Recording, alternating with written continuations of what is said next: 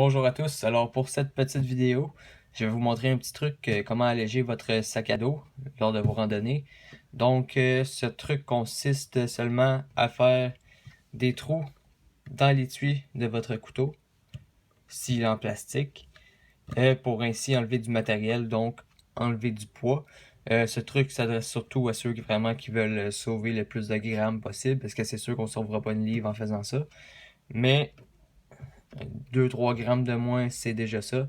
Alors, comme vous pouvez voir, il y a déjà un trou dans l'étui. Donc, c'est déjà un étui qui n'est pas waterproof ou à l'épreuve de la poussière. Donc, on va essayer de garder le plus de rigidité possible tout en enlevant le plus de poids possible. Alors, pour commencer, nous allons le peser. Voir c'était quoi son poids original. Donc, on est à 43 grammes. Donc 43 grammes, on va essayer de baisser ça un peu. Donc ce que je vais utiliser une bite 3/8. Donc c'est environ 1 cm. Donc je vais faire mes trous. Je vais espacer entre chaque trou de 1/2 cm. Donc afin de ne pas coller trop mes trous et risquer d'abîmer l'étui. Alors je vais faire des marques avec un crayon à chaque trou que je vais faire. Alors voilà, je me suis trompé ici. Donc ce point-là est à négliger. Alors faisons les trous avec la bite 3/8 et allons voir les résultats pour cette première ligne. Alors voilà, j'ai fait le devant et le derrière. Et pour l'instant, je note aucune absence de rigidité. Alors ce que je vais faire, c'est que je vais faire une ligne de petits trous ici et ici. Et probablement aussi faire des plus petits trous ici et ici. Donc, je vous reviens avec ça. Alors voilà, j'ai terminé de faire les trous. Donc, j'ai fait plusieurs rangées, autant à l'avant qu'à l'arrière.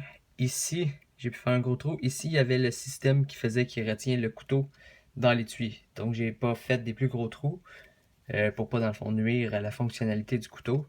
Même chose ici, donc j'ai simplement fait aucun trou. J'ai agrandi le trou en bas. Donc, j'aurais pu faire plus de trous, mais je voulais pas non plus nuire à la rigidité. Donc, je sais pas si on voit sur la vidéo. En forçant, on peut le plier légèrement, mais il faut que je fasse beaucoup. Donc, je voulais pas commencer non plus à perdre la rigidité. Donc, c'est là que j'ai arrêté. Et le couteau,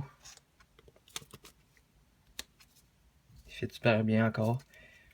Et aucun problème à ce niveau-là. Donc, c'est pas nécessairement beau comme modification, mais bon, je suis plus pour l'utilité que pour la beauté.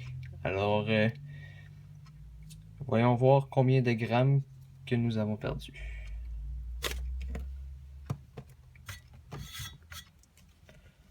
Donc, nous sommes à 36 grammes.